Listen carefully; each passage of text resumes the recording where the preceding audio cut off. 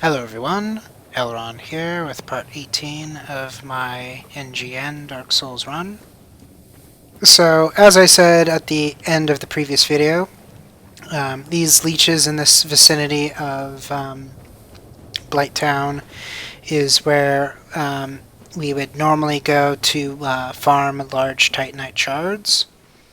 And back here in this tree there is a secret door that leads to a chest and a second secret door. So we are going to go through this second secret door because there is a bonfire back here. So farmers of leeches will want to go back here and utilize this bonfire because it'll give you quick access to those leeches. And every time you run down here, someone falls to their death and gives you 400 souls for free. So I will run the circuit of these leeches once, and then homeward bone back to here again to show a farmer one of the few decent paths to take when doing the cycle. We're actually not going to end up farming here long term. I'm going to dupe souls and buy the large shards from the crestfallen merchant in Sen's fortress. But it's nice to have some large titanite shards, so I decided it was still worthwhile to show the non-dupers where to go to get this stuff, and B, pick up a preliminary amounts to get ourselves tided over. Because doing the cycle the first time around will give you access to like 3 or 4 that were just laying around on the ground as well, in addition to the ones that you're explicitly farming, because the various wanking warriors in this vicinity happened to also have these large shards.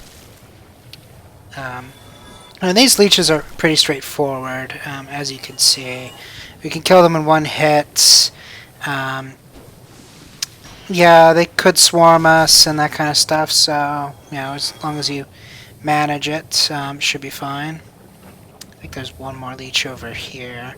And there's another one way out in the distance, but it's frankly not worth the effort of going and getting to it. You could just ditch that one, and really, it'll be up to you, but it might make sense to ditch more of the ones in this vicinity, even, potentially.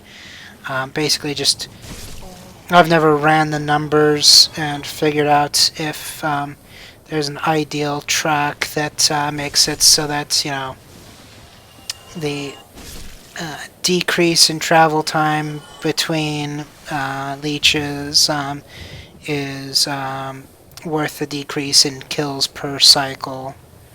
I'm guessing it's not going to math out that way, but I've never actually done the numbers, so it might be the case, but I doubt it. But in any case, these are the leeches that have the best drop rate that I'm aware of for the large titanite shards. So this is where I went in my original run to get large titanite. And I certainly would recommend it for those who are after getting this stuff legitimately. And so then, after I'm done with this circuit here and homeward out, I will be going back out of Blighttown, visit King Seeker Frampt, figure out that I've got some big epic destiny, and all kinds of mumbo-jumbo like that. And then I'll also feed him some goodies, too. for whatever reason I do decide to hit the bonfire, I guess the couple of leeches along the way out are worthwhile because large titanite's pretty darn expensive in comparison to the regular titanite. It's either 4,000, 6,000, or 8,000. I forget which. But we'll find out in a few videos, given the fact that we do get to that merchant in this cohort. And they even make it slightly convenient to go visit him. Like, you only have to kill maybe one or two guys. I mean, technically, to be safe, it'd be like 3, maybe 4 tops, but the mandate is generally on the order of like 0 to 1 between the Andre bonfire and the merchant. So it's pretty easy to get to it. And if you're the ambitious type, I guess you could always go from the Analondo side once you have access to that. You'll have to run past some giants or kill the giants. These are legitimate giants who are, I guess, no, it's hard to say. I mean, their items mention them being giants, at least. But they're also smaller than the actual giants that opened up the gateway to Sen's Fortress, but I guess we can't really argue with it if the name of the items they drop have giant in the name. So maybe they're just small giants. But in any case, we can purchase an infinite supply of large titanite, and it is on the expensive side, but we have methods, so we should be good.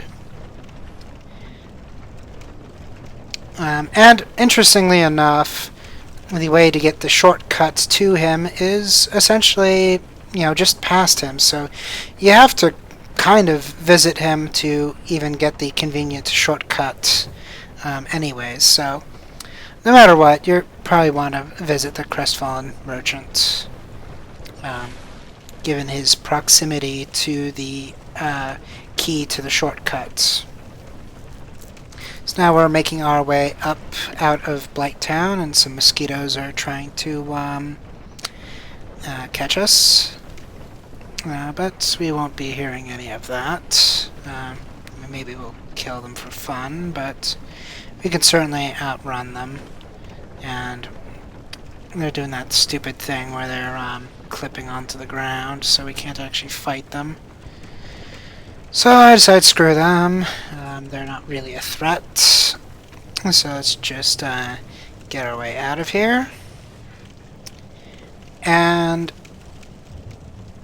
so this is also going to mark the point when Negative Nancy's going to essentially draw the final straw and leave Firelink Shrine to become hollow in New Launder ruins.